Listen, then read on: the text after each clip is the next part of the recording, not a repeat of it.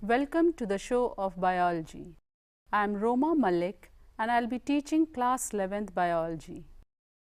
In the last episode, we had been discussing regarding the unit diversity in the living world. The topic for today is the animal kingdom under the unit diversity in the living world. The word animal has been derived from the Latin word animalis, which means having breath.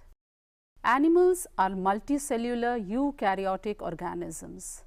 They are motile and they show a diverse form starting from the sponges to the insects to human beings and other animals. Now, what is the basis of classification? There are certain criteria, levels of organization. Some of the organisms, they show cellular level of organization. For example, in Porifera, some show tissue level of organization. Few other animals, they show organ level of organization, and the highest evolved form, they show organ system level of organization. Circulatory system is the next important basis of classification. It may be the open type and the closed type. In the open type, the blood is pumped from the heart directly into the tissues and cells. In the closed type, which is found in higher animals, they have blood vessels and the blood is circulated all throughout the body. Symmetry is another basis of classification. They may be asymmetrical, radial or bilateral. Asymmetrical organisms cannot be divided into two equal halves. In case of radial symmetry, the organism can be divided into two equal halves if the plane passes through the central axis. In case of bilateral symmetry, which is found in case of Annelida and Arthropoda, the organism can be divided into two equal halves in any one plane. The next important criteria for classification is germinal layers. The germinal layers, during the embryo development, the organism may develop two layers, which is known as diploblastic. The outer layer is known as ectoderm and the inner layer is known as endoderm. It may also be triploblastic. In triploblastic organisms, they have the outer ectoderm, the inner endoderm. In between the ectoderm and endoderm, they have the mesoderm. The next important criteria is body cavity. Organisms which have body cavity are referred to as coelomates. Organisms which do not have a body cavity, they are acoelomate, and in few organisms there is a false body cavity which is referred to as pseudocoelomate. Segmentation is another important criteria as found in annelids. In annelids, that is in earthworm, the body is segmented. This pattern of segmentation is known as metameric and the phenomena is known as metamerism. The presence of notochord is another important criteria. The notochord is mesodermally derived rod-like structure formed on the dorsal side during embryonic development. Organisms which possess a notochord are referred to as chordates and organisms which do not have a notochord are referred to as non-chordates. Now, let us have a quick look at the classification of kingdom Animalia based on common fundamental features. We will now start with the non-chordates. Phylum Porifera. We will start with the phylum Porifera. Porifera includes sponges. They are marine as well as asymmetrical animals. They have water canal system and their body has minute pores which is known as ostia. Digestion is intracellular and the body is supported by skeleton which is made up of spicules. They are hermaphrodite animals, that is the male and female are found in the same individual. Asexual reproduction takes place by fragmentation, and sexual reproduction is by the formation of gametes. Phylum Coelenterata, which is also known as Cnidaria. Hydra and jellyfish, they come under Cnidaria. They are aquatic, marine, sessile or free swimming, radially symmetrical organisms. Presence of stinging capsules are found. The organism is diploblastic, that is, they are made up of two layers, the outer ectoderm and the inner endoderm. They have two basic body forms. The first is the polyp, which is found in Hydra, they are sessile. The second is medusa, which is found in jellyfish, and they are free swimming. Digestion is extracellular as well as intracellular. Phylum Ctenophora. Pleurobrachia is included in this. They are marine, diploblastic animals with radial symmetry. They have the tissue level of organization and the locomotion is by comb plates. Digestion is extracellular as well as intracellular. They have the property of emitting light, and this particular property is known as bioluminescence. Reproduction is by sexual means. The sexes are not separated and fertilization is external. Phylum Platyhelminthes. The organisms included under Platyhelminthes are tapeworm and liver fluke. They are dorsoventrally flattened, as we can see in flatworms, and they are also endoparasites. Few of them, they are found in the human body as well.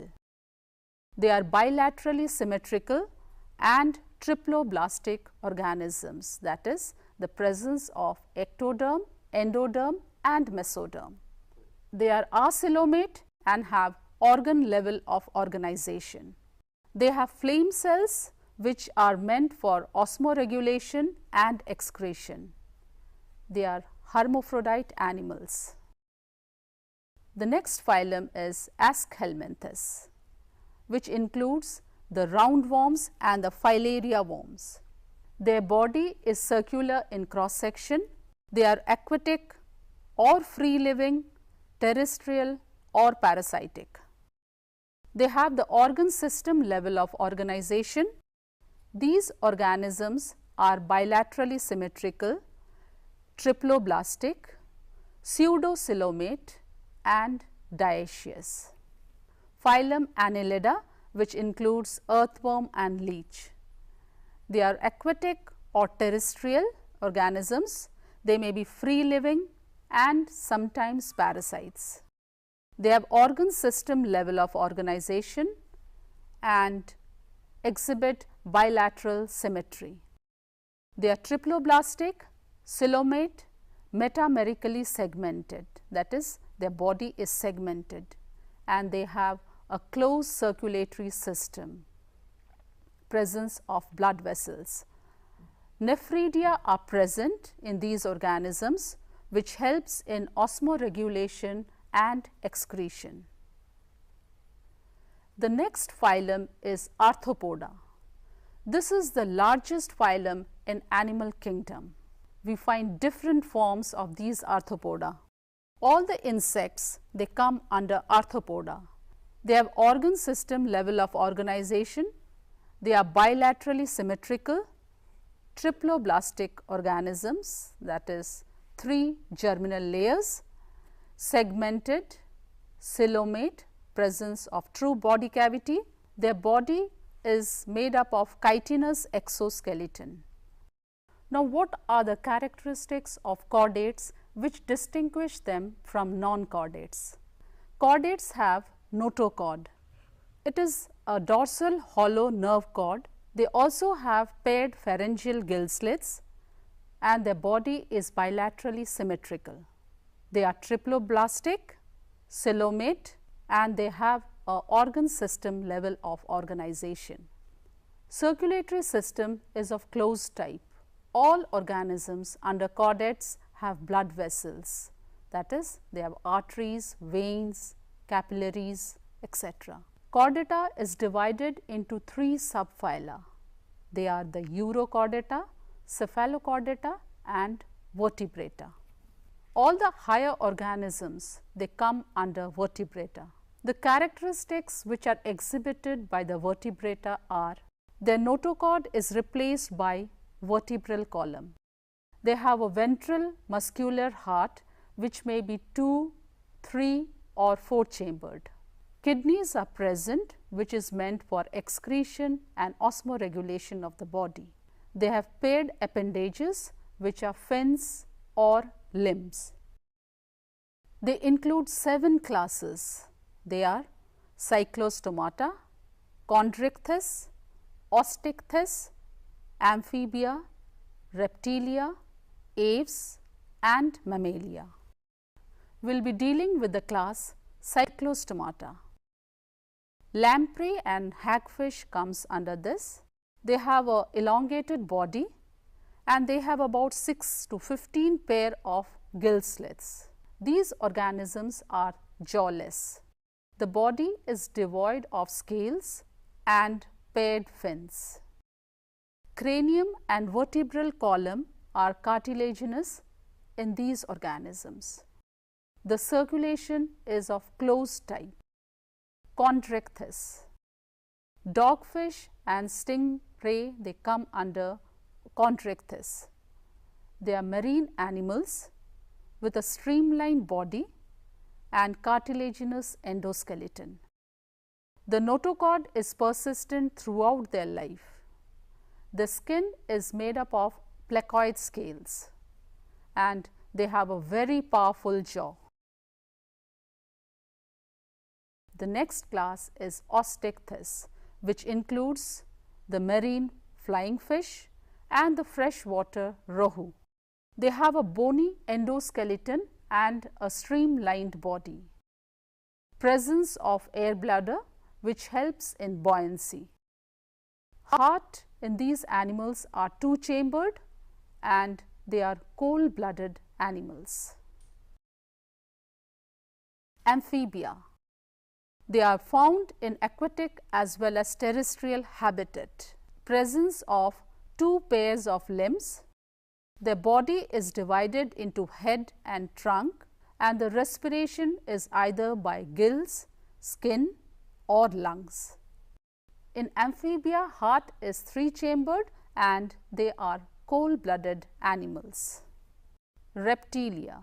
Reptilia includes crocodiles and lizards. Their locomotion is by crawling and the body is covered by scales. Heart is generally 3-chambered, but in crocodile it is 4-chambered. They are cold-blooded animals. Aves. Aves includes the birds. Their characteristics are the presence of feathers in their body. They have a very prominent beak. Their forelimbs are modified into wings and their hind limbs are meant for walking, swimming or clasping. They have an endoskeleton which is bony with hollow air cavities. Their heart is 4-chambered and they are warm-blooded animals. Mammalia. It includes kangaroo, dog, tiger and human beings. It has a variety of habitats. Presence of mammary gland is an important feature of Mammalia. They have 2 pairs of limbs which is meant for walking, running, climbing, burrowing and swimming. Skin is covered by hairs and they have external ears. Presence of jaw, and these jaws have different types of teeth.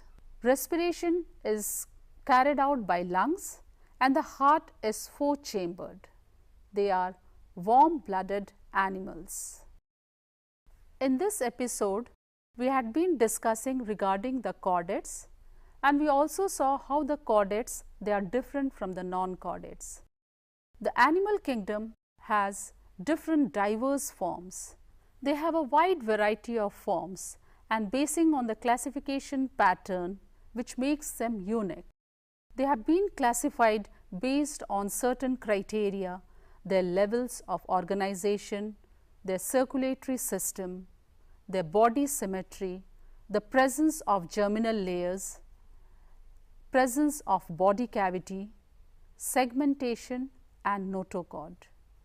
Animals are multicellular organisms which show various diverse forms. We completed the chapter Animal Kingdom. In the next episode, we will move on to the next unit and we will be referring to the chapter Morphology in Flowering Plants.